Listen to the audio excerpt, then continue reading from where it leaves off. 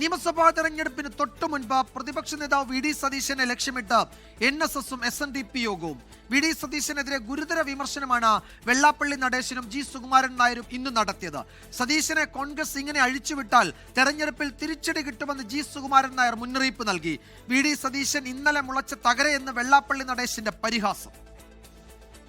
ഈ സതീശൻ എന്ന് പറയുന്ന ആളിനെ അഴിച്ചുവിട്ടിരിക്കുക കോൺഗ്രസ്. പറഞ്ഞു മനസ്സിലായ അദ്ദേഹത്തിന് ഇത്തരം നയപരമായ കോൺഗ്രസിന്റെ നയപരമായ വിഷയങ്ങൾ അഭിമുഖീകരിക്കാൻ എന്ത് അവകാശമാണുള്ളത്? ഈ പ്രസിഡന്റിനെ നോക്കുകുത്തിയാക്കി വെച്ചുകൊണ്ട് എല്ലാത്തിനും കയറി അഭിപ്രായം അദ്ദേഹമല്ല ഈ ശത്രുക്കളെ മുഴുവൻ ഉണ്ടാക്കുന്നത്. അടി കിട്ടും, ഒരു സംശയമില്ല. ഇങ്ങനെ മുന്നോട്ട് പോയാൽ കോൺഗ്രസിന് അടി കിട്ടും.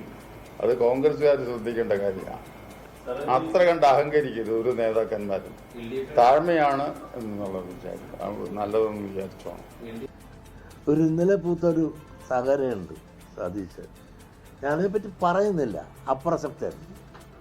അദ്ദേഹമാണ് ഇതിൻ്റെ എല്ലാം ഏറ്റെടുത്ത് ഇങ്ങനെ പറഞ്ഞുകൊണ്ടിരിക്കുന്നത് ഞാൻ വർഗീയമാണ്. അതിന് തക്ക മറുപടി കാന്തപുരം തന്നെ കൊടുത്തിട്ടുണ്ട്. SNDP പ്രസ്ഥാനത്തെ തകർക്കുക, ഈഴവനെ തകർക്കുക, അതിനെ തളർത്തുക. ഈ മാന്യൻ്റെ ഉപ്പാപ്പം വിചാരിച്ചാലും SNDP യോഗത്തെ തകർക്കാനും തളർത്താനും ഇതിനു മുമ്പും പലരും വന്നിട്ടുണ്ട്. ഒന്നും സംഭവിച്ചിട്ടില്ല. ഇത് വളരെ അല്ലാതെ തളർന്നിട്ടില്ല. പിളർക്കാൻ ശ്രമിച്ചവരെല്ലാം സ്വയം പിളർന്നു പോയതല്ലാതെ ഇത് പുലർത്താൻ സാധിച്ചിട്ടില്ല. വർഗീയതയുമായി ഏറ്റുമുട്ടി മരിച്ചാൽ വീരാളിപ്പട്ട് പുതച്ച് കിടക്കും എന്നായിരുന്നു വി ഡി സതീശന്റെ മറുപടി. 2016 ഈ പറവൂരിൽ നിന്ന് ഞാൻ പ്രസംഗിച്ച ആളാണ്. എനിക്കെതിരായി വർഗീയ ശക്തികളെല്ലാം ഒന്നുയർന്നു എന്നെ തോൽപ്പിക്കാൻ. ഞാൻ പറഞ്ഞു വർഗീയതയുമായി കോംപ്രമൈസ് ഇല്ല.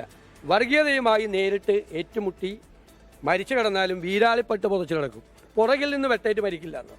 അതായത് ഞാൻ ഓടൂല, വർഗീയതയുമായി പോരാടുമ്പോൾ ഓടൂല, പുറകിലേക്ക് ഓടൂല എന്ന് പരസ്യമായി പ്രസംഗിച്ചിട്ട് എന്നെ തോൽപ്പിക്കാൻ വന്ന വർഗീയ ശക്തികൾക്കെല്ലാം ഈ പറവൂരിലെ ജനത 20,000 വോട്ടിൻ്റെ ഭൂരിപക്ഷം തന്ന് എന്നെ വിജയിപ്പിച്ച. പറവൂരിൽ 20,000 എന്ന് പറഞ്ഞാൽ ഒന്ന് കണക്ക് പാർട്ടിക്കാരോട് ചോദിക്കുക. കൈരളിക്കാരൻ പോയി.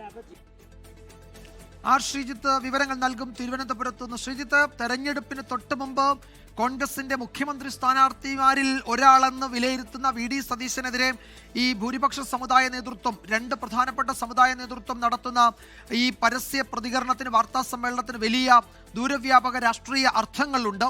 ഈ വാർത്താ സമ്മേളനം സ്വാഭാവികമായി രൂപപ്പെട്ടു വരുന്നതാണോ, ആരുടെയെങ്കിലും പ്രേരണയുണ്ടോ എന്നൊക്കെ ആർക്കും സംശയിക്കാം. ഏതാണ്ട് ഒരേ ഭാഷയിലാണ് വി ഡി സതീശനെ G സുകുമാരൻ നായരും വെള്ളാപ്പള്ളി നടേശനും ആക്രമിക്കുന്നത്.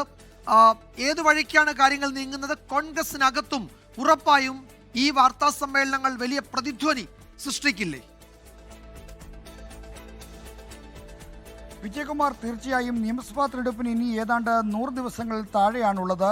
ഇതിനു മുമ്പ് കേരളത്തിലെ പ്രബല ഹൈന്ദവ സമുദായ സംഘടനകളുമായി പ്രതിപക്ഷ നേതാവ് നേരിട്ട് ഒരു ഏറ്റുമുട്ടലിലേക്ക് പോകുന്നതിൽ കോൺഗ്രസ് ക്യാമ്പിനകത്ത്, നേതൃത്വത്തിനകത്ത് കടുത്ത ആശങ്കയുണ്ട്.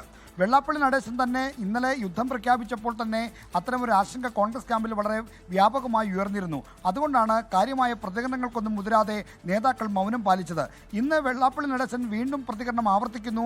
അതിന് പിന്നാലെ അതേ സ്വരത്തിൽ NSSന്റെ general secretary G Sukumaran Nair പ്രതികരണങ്ങളുമായി രംഗത്ത് വരുന്നു. ആ പ്രതികരണത്തിൽ കോൺഗ്രസിന് കൃത്യമായ മുന്നറിയിപ്പുമുണ്ട്. അതായത് സതീശനെ കെട്ടടിച്ചു വിട്ടാൽ വലിയ തിരിച്ചടിയായിരിക്കും കോൺഗ്രസിനെ കാത്തിരിക്കുക എന്ന് പറയുന്നത്. നിയമസഭാ തെരഞ്ഞെടുപ്പ് ആസന്നമായിരിക്കുന്ന ഘട്ടത്തിൽ ഒരു രാഷ്ട്രീയ പാർട്ടിക്കും സ്വീകരിക്കാൻ കഴിയുന്ന അല്ലെങ്കിൽ ആശ്വാസം കൊള്ളാവുന്ന ഒരു സമീപനമല്ല ഇവിടെ പ്രബല സമുദായങ്ങളിൽ നിന്ന് ഉണ്ടായിരിക്കുന്നത്.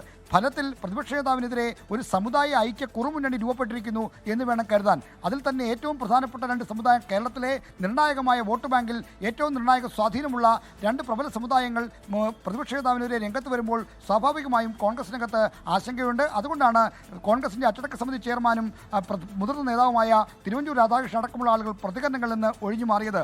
KPC പ്രസിഡന്റ് സണ്ണി ജോസഫ് അല്പം മുമ്പ് പ്രതികരിക്കുമ്പോഴും അദ്ദേഹം വിഷയത്തിൻ്റെ മെറിറ്റിലേക്ക് കടന്നൊരു പ്രതികരണം നടത്തുന്നില്ല എന്നതും ശ്രദ്ധേയമാണ്. അപ്പോൾ ഹൈക്കമാൻഡ് അടക്കം ഈ കാര്യങ്ങളെ സശ്രദ്ധ നിരീക്ഷിക്കുന്നുവെന്നാണ് ഈ ഘട്ടത്തിൽ നമുക്ക് റിപ്പോർട്ട് ചെയ്യാൻ കഴിയുന്നത്. അതുകൊണ്ട് തന്നെ സതീശൻ്റെ ഈ നിലപാട്, അതായത് 2 പ്രബല സമുദായ മുന്നണികളുമായും സമുദായ സംഘടനകളുമായും ഒരു ഏറ്റുമുട്ടലിലേക്ക് പോകുന്ന സമീപനം ആരോഗ്യകരമാവില്ല.